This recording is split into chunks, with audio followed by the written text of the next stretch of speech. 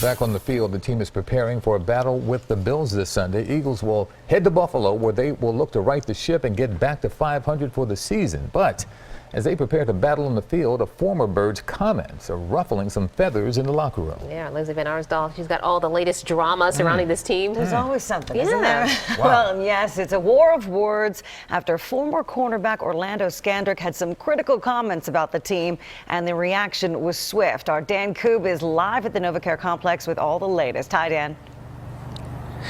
Hi, Leslie. In the background of one of the biggest games of the years for the Birds, they're now dealing with some parting shots from a short-time cornerback towards multiple members of the team, and that does include a two-time Super Bowl champion. How long was he here?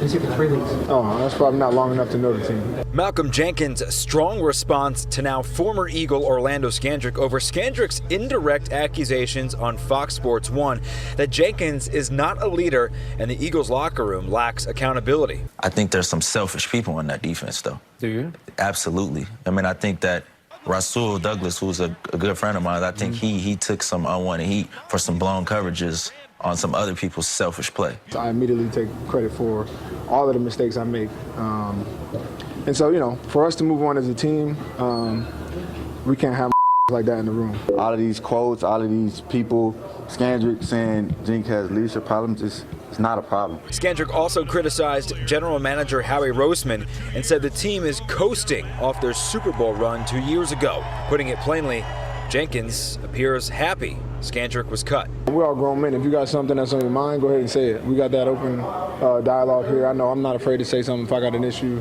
I would hope my peers had the same respect. You know, but at the same time, to know now that that's kind of what was in your locker room, it feels good to know that it's not here. Scandrick also talked about Lane Johnson's comments after last game against the Cowboys about guys being late or missing meetings. We'll have Lane's response coming up in 1 hour's time. Leslie, back to you. All right, Dan, thanks so much. And they do not need this kind of distraction right now. They really don't. No, all this drama, that's true. crazy. But you know what? Drama or no drama, Eagles fans are flocking to Buffalo to see the Birds battle the Bills. Eyewitness News at Sugar House Casino this afternoon as fans piled into buses to take them to upstate New York. The group Green Legion organized the trip, and they say it's a great mix of fans heading up for the game.